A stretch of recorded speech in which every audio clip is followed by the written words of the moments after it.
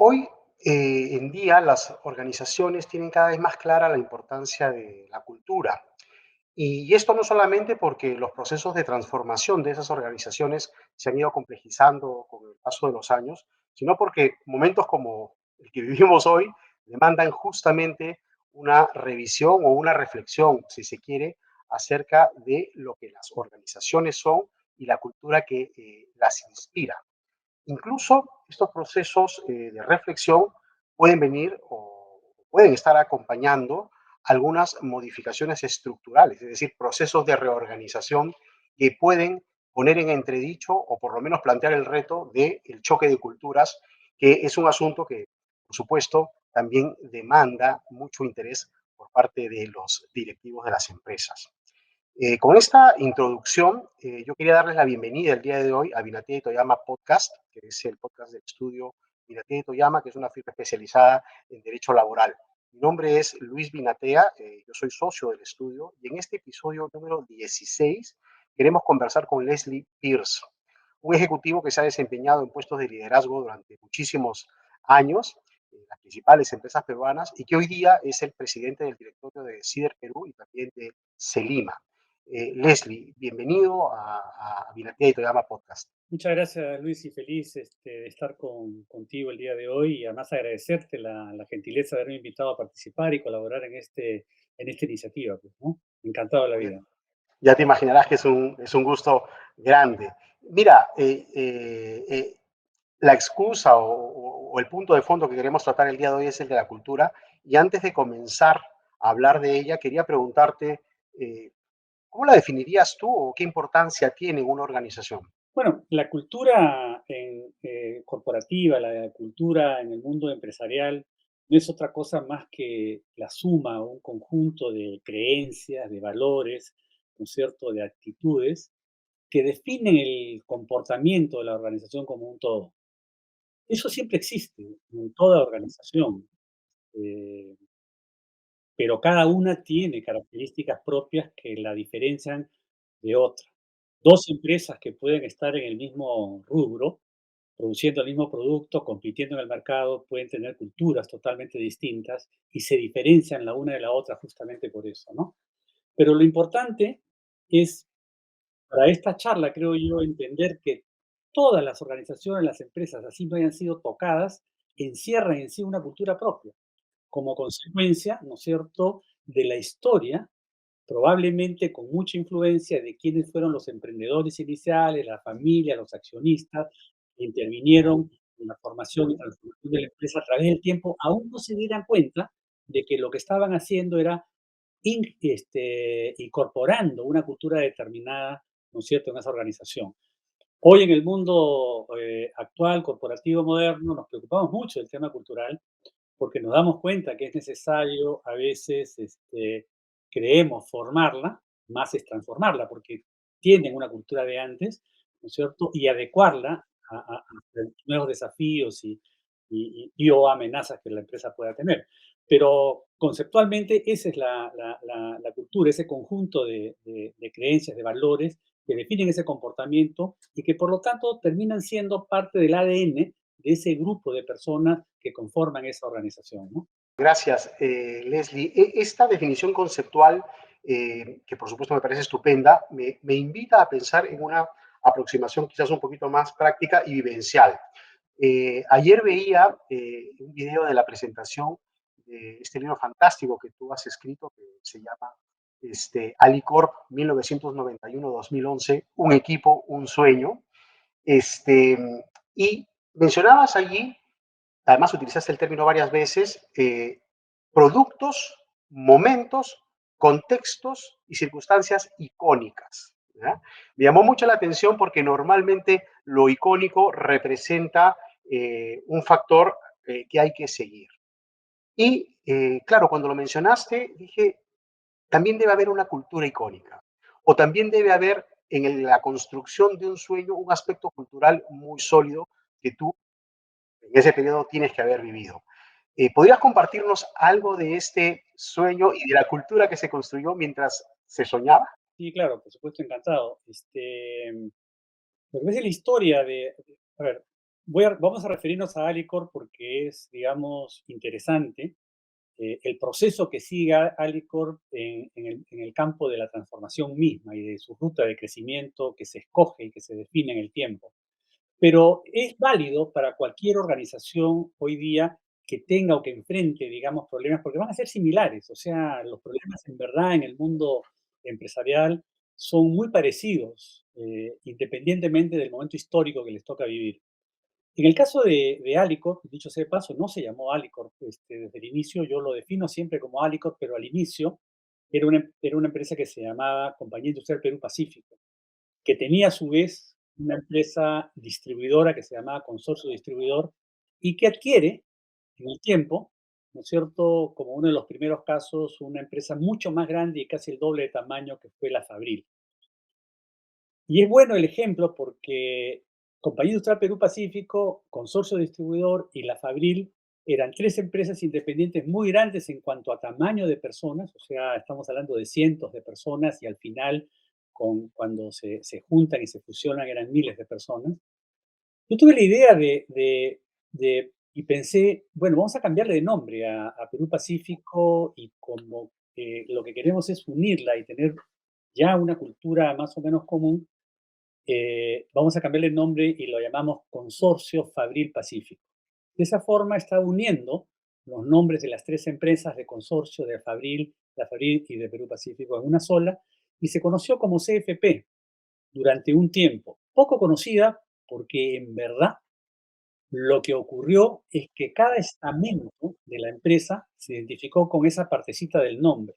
Y es bueno el ejemplo porque eso indicaba que cada partecita tenía su propia cultura y su propio comportamiento. Incluso los bancos veían a la empresa más conocida, que era la Fabril, y cuando entrábamos a los bancos, ahí viene la Fabril. No era CFP, era la Fabril.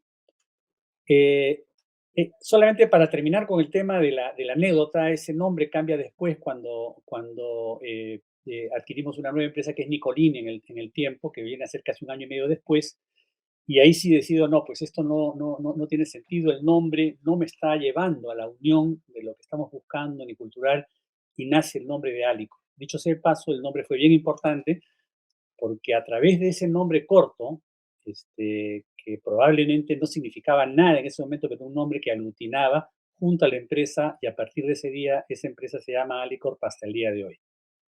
Pero ¿qué pasaba al interior de la empresa donde estaban estas distintas culturas? Tanto Consorcio Distribuidor como Industrial Perú Pacífico venía de una cultura provinciana, ¿no es cierto? Era un grupo familiar, el Grupo Romero, que el principal accionista, bueno, el único accionista de esa empresa en ese momento, ¿no es cierto? Había inculcado esta cultura provinciana, muy campechana, donde había mucha cercanía y además también, valgan verdades, familia metida dentro de la organización, hacía que esa organización, esa empresa tuviera una cultura muy particular. Consorcio era parecida, pero como era un mundo de ventas comercial, era el mundo de los vendedores, que eran poco profesionales, pero eran muy especialistas en ventas, que tenían características propias, ¿no es cierto? Otro tipo, ¿no es cierto?, de relación también campechana, también provinciana, pero distinta. Y la Fabril, que al contrario, venía de una empresa Bungibón argentina, que tenía una estructura piramidal, casi militar. Es decir, estaba el CEO, ¿no es cierto?, que era el que tenía acceso, el único que tenía acceso a toda la información, el único que tomaba las decisiones, gente muy capaz en los niveles bajos, todas las decisiones eran trasladadas y tomadas arriba y todos obedecían, ¿no es cierto?, con una disciplina impresionante, las tareas y los objetivos que eran definidos siempre más arriba, ¿no? Este es un ejemplo bueno, porque acá tienes como que culturas totalmente distintas. Y tú dices acá, bueno, ¿cómo hacemos, no? Porque No solamente tienes culturas distintas, sino que tienes estructuras bien diferentes, ¿no? totalmente diferentes. O sea, por ejemplo, solamente en la práctica yo ingresaba, por ejemplo, a la oficina de alguien de lo que era el Grupo Romero o Consorcio Perú Pacífico y me sentaba con ellos y conversaba y teníamos esta relación campechana. Yo ingresaba a la oficina de un ejecutivo que me reportaba en la Fabril y automáticamente se paraba, no se podía sentar. Y el respeto era tal y la distancia en la conversación era muy fuerte. Muy bien. De hecho, además, la otra gran cosa es que, en mi opinión, siempre tuve la necesidad de que las decisiones pudieran cascadearse, que no era necesario tomar las decisiones de arriba, sino que debíamos empoderar a la organización en el medio, ¿no es cierto? Y que pudiera tomar las decisiones mucho más rápidamente sin la necesidad de tener que escalar. Y además, al empoderarlo, lo que se necesitaba era que todos tuvieran información sobre la empresa, ¿no es cierto? De forma tal que las decisiones que pudieran tomar estuvieran basadas en... Y ese campo de ahí era dificilísimo, porque en la Fabril, cuando eso ocurría, quien recibía la información se sentía empoderado, pero no la compartía. Más bien seguía ejerciendo el poder un poco más abajo y hacia abajo. Entonces era simplemente difícil Muy bien, ese tema, que era dentro de toda la coyuntura, dicho sea de paso, más compleja que tenía Álico, que estamos hablando solamente del aspecto cultural, en este caso, dicho como podrás entender, era uno solo de los aspectos, sí. Y Claro. la idea fue simplemente, lo primero fue empezar a compartir información que se consideraba vital de la empresa entre los empleados, entre el equipo, entre la gente de la empresa, para que se sintiera parte de la organización. Los valores, ¿no es cierto?, estaban, pero no eran conocidos porque era simplemente la forma como cada uno se comportaba. O sea, los valores no eran tan distintos en cuanto a valores en sí.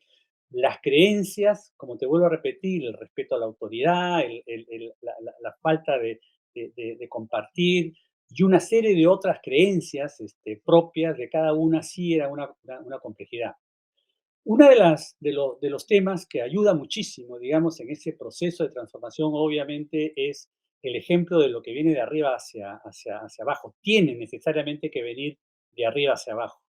Y hay un tema que normalmente nos olvidamos cuando estamos viendo y tocando temas culturales, es que los directorios que están encima del CEO tienen también una cultura propia, tienen su propia cultura, que es consecuencia de la forma como vienen o han venido trabajando y tomando decisiones a nivel del directorio, y que definen al directorio, ¿no es cierto?, con una personalidad y con un ADN particular. Puede ser, por ejemplo, que sea un directorio que esté muy inclinado a temas financieros, que esté muy inclinado a temas de revisión de resultados, que no esté viendo el concepto estratégico de la empresa, etcétera, para diferenciarlo, ¿no es cierto? Es un problema que el CEO también tiene que tener presente, porque la modificación o el cambio cultural va a verse de todas maneras influenciado por ello. Para poder unificar a todo esto, lo que era bien importante primero es que tuviéramos un propósito común, que tuviéramos una visión común y por lo tanto una misión que había que definirla. En el caso de Alicorp, en esa época que veníamos pues de todo un proceso de cambio sumamente complicado políticamente, los planes que se hacían no duraban mucho, eran planes de muy corto plazo, etcétera, ¿no? Entonces, el hecho de que pudiéramos definir un propósito orientado netamente hacia el consumidor en esencia, y que pudiéramos tener una visión de largo plazo de por lo menos 5 años de dónde queríamos y veíamos a la empresa en los siguientes 5 años, ese fue el reto. Sin esa definición es muy difícil que tú puedas cambiar o construir una cultura en ninguna empresa, ¿no? Sigues con la cultura que tenías, pero no la puedes cambiar. Es justamente eso quería ir porque toda la historia que tú cuentas, que es una historia fascinante, sobre todo por la complejidad, ¿no? En primer lugar, unir a tres organizaciones y tres estructuras diferentes, compatibilizarla con un directorio que finalmente asume, ¿no?, la reflexión integral de la organización respecto de esas tres nuevas estructuras, tú en el medio, ¿no? Y ya es suficientemente complejo como para pensar en que esto es todo un reto, ¿no? Pero todo eso ocurre en un momento difícil del país, ¿no? Porque estas cosas, sobre todo en la historia de Alicorp, no pasan en los mejores momentos del Perú, sino en momentos en los que hay que construir. Lo que me lleva a una pregunta que creo que es histórica, pero también muy actual. ¿Qué tanto contribuye el momento y los retos que plantea determinada coyuntura a la construcción de la cultura? O también, ¿qué, qué tanto contribuye la cultura para lidiar o para confrontar con esos momentos difíciles? Mira, yo creo que es una excelente reflexión esa, Luis, por lo siguiente. En verdad, la época que vive Alicoc es una época muy compleja, muy complicada, con amenazas muy grandes para el mundo corporativo peruano, inmensamente grandes porque al cambiarse el modelo, al abrirse la economía, al entrar la competencia que no estaba acostumbrada, lo que le ocurre a la empresa peruana es que hay una muy buena parte de ella que desaparece. Desaparecen totalmente empresas que eran emblemáticas, que eran íconos históricos. Yo he crecido con empresas que ya no existen y que eran empresas líderes a nivel internacional. Pero no quedándonos en la época únicamente, lo que tú estás planteando es importante porque esa coyuntura tan particular que tuvo Alicorp en esa empresa en esa época o que tuvo la empresa peruana en esa época, no es otra cosa más que una amenaza sumamente complicada, pero que existe hoy día también para la empresa, bajo otras circunstancias, porque la Es muy amenaza cierto. hoy día puede ser, por ejemplo, la transformación digital. Entonces, y el no poder adecuarse, digamos, con la celeridad del caso a las nuevas exigencias del mundo digital, hacen que las empresas puedan terminar desapareciendo en el tiempo. ¿Ok? O sea que haciendo el paralelismo, lo que existió en la época que a mí me tocó fue una amenaza muy grande por un cambio, ¿no es cierto?, en las reglas de juego del mercado y a las reglas de la economía a las cuales estábamos acostumbrados a todos los peruanos. ¿Ayuda o no ayuda? Claro, ¿por qué? Porque ayuda para las empresas que se dan cuenta y que logran transformarse. ¿Y cómo te transformas? Justamente, dada la amenaza, ¿no es cierto? No continúas con la cultura que tenías antes, porque no podrías, o sea, igual en el mundo actual no puedes continuar con la cultura si es que no la modificas y te adecuas, siempre que tengas, ¿no es cierto?, este propósito de empresa y que tengas esta capacidad de definir, ¿no es cierto?, tu visión y tu misión. Digo esto que es muy importante y lo ha sido en la historia del mundo, muy importante para las empresas. Claro, acá estamos hablando, yo estoy hablando de los últimos 30 años, ¿no es cierto?, que es la parte que me ha tocado a mí vivir pero en el mundo capitalista moderno, en Europa, en Estados Unidos, este es un tema de siempre. O sea, las empresas han tenido que pasar por este tipo de procesos. Ahora, el definir, ¿no es cierto? Y esta es una parte que es bien importante, el definir el propósito o el definir la visión de la empresa en los siguientes 5 años, no es solamente escribirlas en un papel y colgarla, decir acá está, este es el propósito, la visión y ya estamos, ¿no? O sea, tenemos que ir ahí, tenemos que ir acá. No, el tema es vivirlo. El tema es que la organización tiene que transformarse. Cada individuo, ¿no es cierto?, la organización tiene que empezar a vivir, ¿no es cierto?, con esas nuevas costumbres, esa nueva, digamos, creencias y valores. Imaginémonos, por ejemplo, que una persona que entra a una empresa, a Alicorp hoy día, el día que entra, y apenas entras, vas a ver cómo se tiene que vestir, cómo tiene que relacionarse, cómo tiene que conversar, porque ya está esa cultura ahí definida. Entonces, él no puede venir con una cultura disruptiva porque no va a encajar.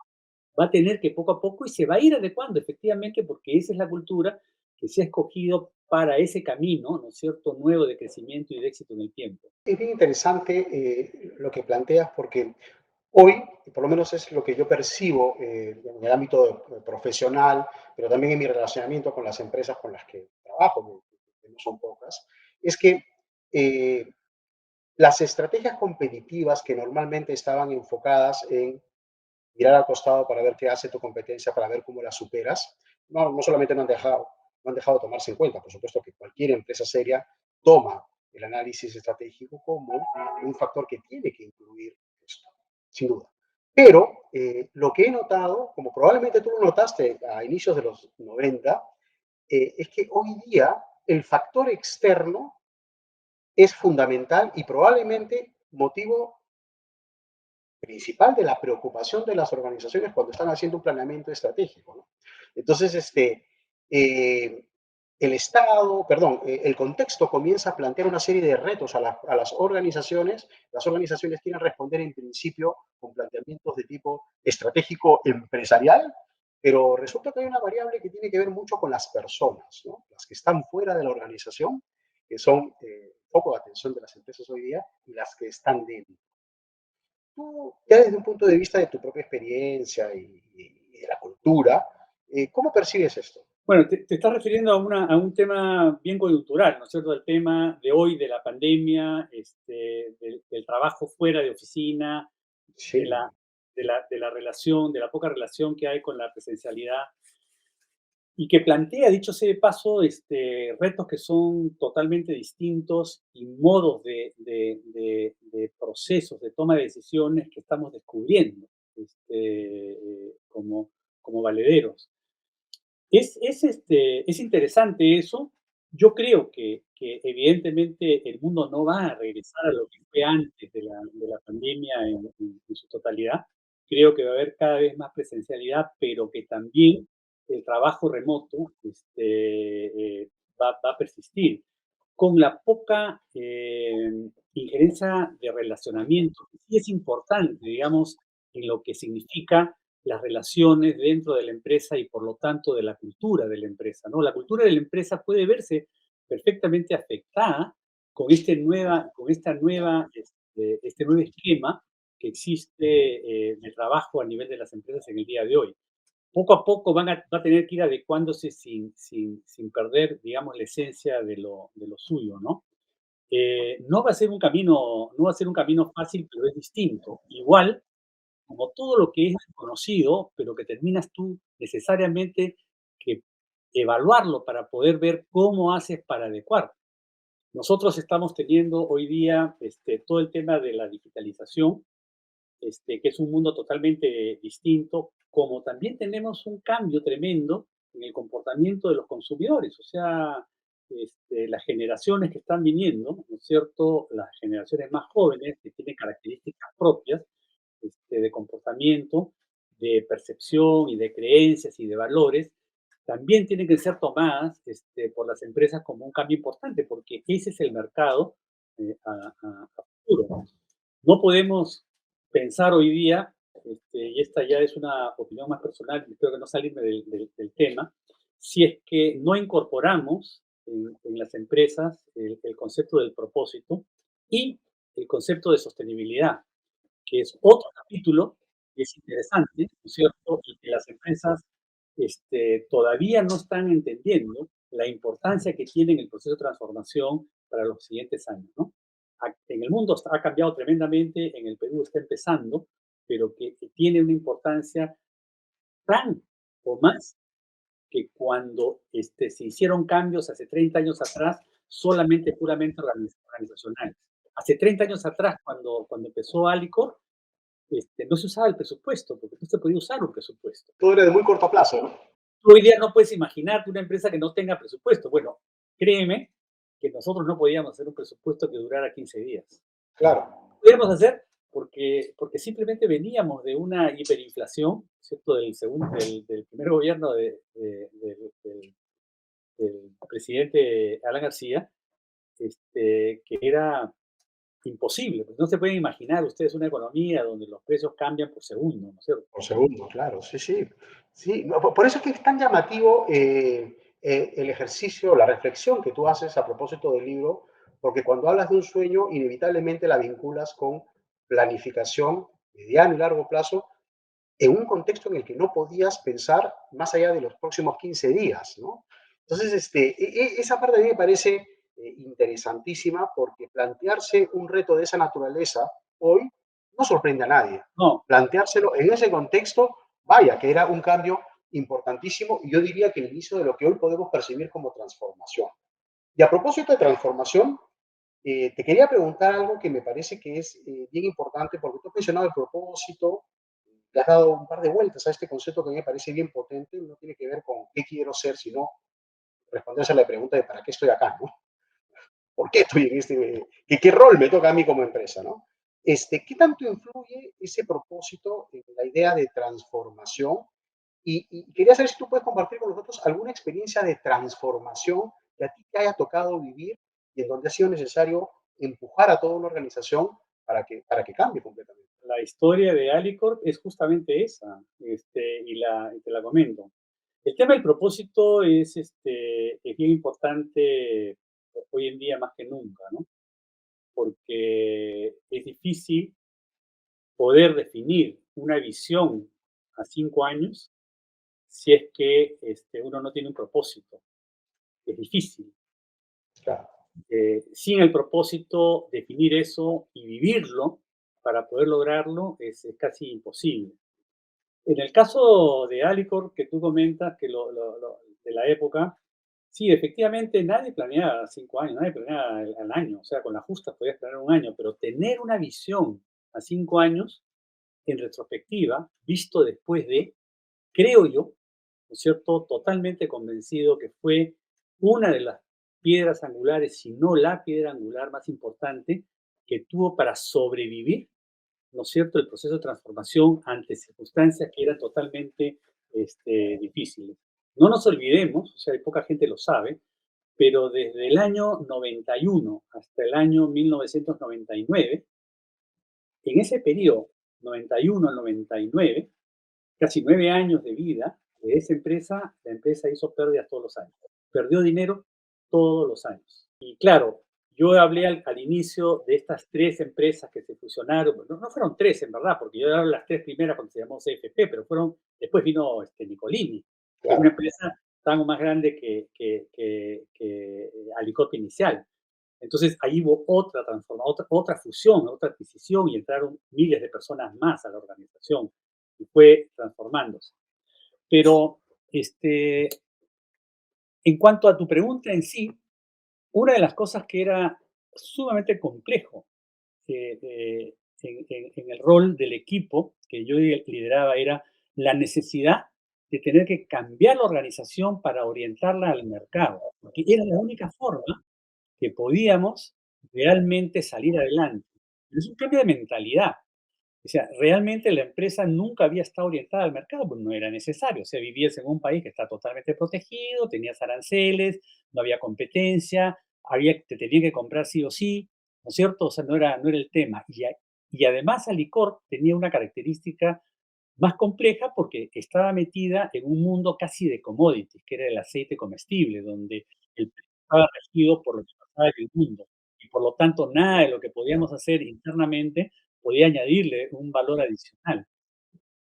Orientarse al mercado era crucial porque la estrategia, la visión que habíamos hecho en el tiempo era convertir a la empresa en una empresa que tenga más valor agregado, justamente para salir de esa dependencia del commodity. Más valor agregado significaba crear productos que no teníamos, que había que inventarlos, que había que sacarlos de algún sitio, ¿no es cierto? Meterlos al mercado, que sean exitosos y ir creciendo. Y además crecer internacionalmente, que era la otra gran ruta de crecimiento. ¿Tú te imaginas eso? Una empresa que está peleando por mantenerse. Acuérdate que en esa época, para que veas cómo son las amenazas, en Argentina y en Brasil se vendía el litro de aceite a 67 centavos, entre 60 y 70 centavos de dólar el litro de aceite. En el Perú de esa época lo vendíamos a $1.50 el litro de aceite, o sea, el doble. Y en el Perú las empresas oleaginosas perdían dinero, para que veas lo ineficiente que era el La proceso. ineficiencia que había, ¿no? Claro. Y ese producto se liberó en el 91. Se quitaron los aranceles, bajó de la protección que tenía a cero. Cero, de golpe, de la noche a la mañana. La suerte que tuvo es que se demoraron los argentinos o los brasileños en mirar el mercado peruano y eso dio el tiempo suficiente como para transformarse, que felizmente lo logramos hacer. Pero hay muchas que no lograron hacer esa transformación o no les dio el tiempo, ¿no? En todo caso, esa es la amenaza, el cambio transformacional que era fundamental, era la orientación al mercado, que era un tema que tenía que ver mucho con la cultura, porque no es solamente que tiene que cambiar el CEO, sino toda la organización, incluido, ¿no es cierto?, el personal que estaba en la línea de producción, el personal obrero en la línea de producción, porque todo estaba siendo orientado hacia el consumidor final. Tenías que ser eficiente, tenías que ser limpio, tenías que tener un producto que fuera de la calidad correcta, al precio correcto, para poder competir, ¿no? Ese fue un proceso largo. Claro, la salida de esa época de mercados protegidos a unos de economía plenamente abierta obliga pues a poner el ojo encima del cliente y cubrir todas sus expectativas, ¿no? Y eso también forma parte de un proceso de transformación en el que tú has sido, bueno, tú y toda la organización, porque tú haces énfasis en el equipo más que en el rol que te tocó a ti vivir y probablemente eres un beneficiario de todo ese esfuerzo y el reconocerlo a mí me parece que habla súper bien de ti. Pero yo quería plantearte dos preguntas, no sé si finales, porque por supuesto es un placer conversar contigo, pero que creo que tienen que ver con tu experiencia directiva, ¿no?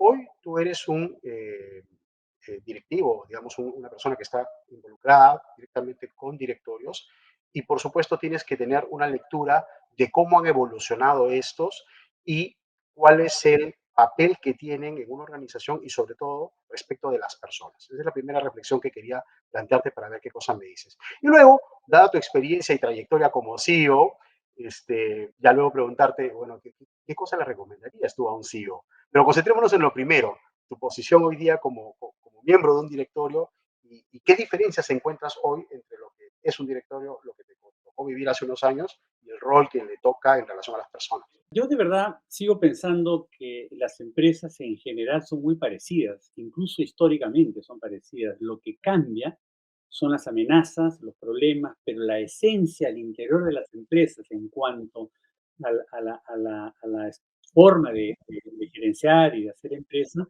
son muy, muy parecidas. Sí, yo tengo la suerte hoy día de dedicar mi vida, digamos, en una posición directiva en varias empresas, que además me encanta porque es una forma de continuar, ¿no es cierto?, mi vida profesional y al mismo tiempo poder colaborar o compartir la experiencia como CEO, que es bien importante. O sea, yo he tenido esa suerte y obviamente me doy cuenta cuál es la posición del CEO y me doy cuenta cuál es la posición del directorio o del director. Uno de los temas en toda mi carrera profesional, además de tener un equipo espectacular, es cierto, o sea, es el equipo, es mucho de lo que es Alicorp el día de hoy, es esa relación entre el CEO y el directorio, que es bien importante. Hay muchos CEOs que no logran entender, ¿no es cierto?, bien el rol o el papel del director, o hay directores que no logran entender bien el rol del director. A veces intervienen más en el tema de la gerencia de lo que debieran, ¿no? Ahí hay un equilibrio que debe necesariamente mantenerse en el tiempo. No es nada fácil. Lo primero para un CEO es entender bien esa cultura del directorio que mencioné al inicio. Yo la menciono siempre porque esa cultura uno no se da cuenta, pero la cultura está ahí. El directorio tiene una cultura y puede ser una cultura totalmente distinta a la cultura de la empresa. Es la cultura de la forma como el directorio en sí, que es casi un ente vino, tiene su propio ADN y toma un proceso de decisiones. Entonces hay que buscar, y ese es un poco digamos, el talento que debe tener un CEO en ese relacionamiento con el directorio. Ahora, ¿qué le puedo yo recomendar a un CEO hoy día? En mi opinión, creo que los CEOs hoy día cada vez están mucho más preparados, o sea, tienen bastante acceso, son mucho más conscientes, están muy, muy educados en lo que significa, digamos, las competencias que se requieren para liderar y para dirigir. Lo que yo más he valorado en la vida, siempre lo voy a decir, es el talento, ¿no? El talento humano, el equipo, el recurso humano en general. No solamente el que reporta directamente al CEO, sino el recurso humano de toda la organización. Ese recurso humano muchas veces el CEO lo ve de lejos y no lo ve de cerca y no siente necesariamente lo que, aunque hoy día hay digamos, una serie de formas de alimentarse de eso, pero sí la cercanía, ¿no es cierto?, del CEO hacia los problemas propios del recurso humano y del talento son bien importantes dentro de todas las responsabilidades que tiene. Porque en esencia, las compañías, las empresas, son los que el recurso humano que elabora ahí logra hacer con esa empresa. No es el CEO solo, ni hablar, ni es el equipo gerencial. Hay equipos, hay gente que lo primero que dice, bueno, no, no sirve, lo voto, lo despido, y no se da cuenta. Claro, ejerce poder, ejerce, decide rápido, me está haciendo perder el tiempo. Quizás si le hubiera dado un poco más de su tiempo en educarlo, en enseñarle, hacerle algo de coaching, con todo el conocimiento que tenía esa persona propia de la empresa, podía haber sido un mejor camino. Y humaniza más a la empresa y hace que la empresa en sí se cohesione más dentro de los valores propios de la empresa, porque también tiene el actuar del CEO, ¿no es cierto? Tiene mucho que ver con la forma como va a actuar la empresa en el tiempo. Cualquier cultura que se quiera cambiar dentro de estos objetivos que hemos hablado, si no tiene el ejemplo de los jefes de arriba hacia abajo, no va a cambiar. O sea, si los valores que estamos diciendo no están siendo cumplidos por el que está arriba, la empresa va a tener un choque muy grande, ¿no es cierto?, de entender exactamente cuál es exactamente el camino que debe seguirse como empresa, ¿no es cierto?, o como miembro de un equipo, ¿no? Te escucho y simplemente arriba una conclusión que es la que de alguna manera estás sugiriendo, ¿no? En esto de la gestión, la dirección y el manejo de una organización, casi que no hay nada nuevo, ¿no? Y probablemente hay cosas que son incontestables. Esta que acabas de mencionar acerca de las personas, la consideración respecto de las personas, es una de ellas. Yo hace un tiempo conversaba con un amigo, ¿no? A propósito de las preocupaciones que tenía en relación a los clientes, ¿no? Y decía, necesitamos estar infinitamente cercanos a ellos y entenderlos y ver cuáles son sus expectativas. Y de pronto él voltea y me dice, como con la gente que trabaja con nosotros, ¿no? Entonces, claro, yo decía, qué, qué interesante es ver que se puede trasladar la experiencia de una organización en su cercanía con un cliente a lo que se vive en el día a día respecto de los propios miembros de tu equipo, porque son ellos quienes van a finalmente estar más cerca del cliente, ¿no? Entonces, como que hay una relación de interdependencia que me parece que forma parte de, si cabe, si cabe la posibilidad, de lo que tú acabas de explicar, ¿no? En este tema de transformación cultural que hemos tocado hoy día, como una reflexión final mía, por ejemplo, que me gustaría compartirla, es que las empresas en general en el pasado han sido empresas y directivos y gerentes que han estado siempre muy proclives a estar mirando las cifras de los resultados del mes anterior. Sí, Y eso no está mal, o sea, podemos mirar los resultados del mes anterior, pero no puede ser lo único que miramos. ¿Ok? Nosotros tenemos la responsabilidad de estar mirando el futuro, pero no solamente el futuro de la empresa en cuanto a resultados, sino el futuro de la empresa como parte de un entorno determinado. O sea, somos parte de una sociedad a la que debemos, somos parte de un mundo en el que estamos y somos parte, ¿no es cierto?, de un conjunto de stakeholders que están y que nos miran. Este concepto de mirar el futuro con esa responsabilidad, sin descuidarlo, obviamente los resultados, genera en las empresas este conocimiento que yo le he mencionado hace muy poco, esta actitud que he mencionado hace muy poco de lo que significa la sostenibilidad. Preocuparnos no solamente por la empresa, por su gobernanza, sino también por el medio ambiente, ¿no es cierto? Y también por el tema de la responsabilidad social que debe tener la empresa en su entorno. ¿Por qué? Porque al hacerlo, lo que estamos asegurando, ¿no es cierto?, es que la sociedad va a ser mucho más próspera en el futuro y por lo tanto va a tener un mejor mercado y un mejor rol, ¿no es cierto?, de crecimiento para la empresa. Si todos pensaran así, el mundo crecería, la torta crecería claro. y no seríamos tan complicados, ¿no es cierto?, dividiéndonos la torta que existe, porque lo que estamos haciendo es destruyendo el futuro de esa torta, ¿no? Sí, o sea, poner en agenda de una organización el impacto positivo que ella es capaz de causar en la sociedad, parece una idea absolutamente válida y que creo que es la que debería inspirar a todas las organizaciones. Qué importante lo que has compartido con nosotros, Leslie. Créeme que yo me siento privilegiado de haber conversado contigo y escuchar de primera mano todo lo que nos has contado hoy.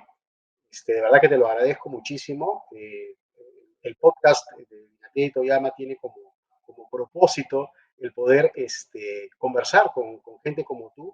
Yo hoy día he sentido que ese objetivo, pero sobre todo la posibilidad de compartirlo con otras personas, se ha cumplido plenamente. Gracias, de verdad. Bueno, no, gracias a ti, Luis. Y ustedes como Yatea Toyama son reconocidos en el mundo empresarial. Creo que están en la mayoría de las empresas prestigiadas, con relación a la mayoría de las empresas prestigiadas del país y por lo tanto son un excelente filtro de lo que ocurre y testigos de lo que ocurre a nivel corporativo, porque tienen acceso a estas distintas formas de hacer negocio, de cultura, de comportamientos en el mundo empresarial. Además, los felicito porque hacen un excelente trabajo.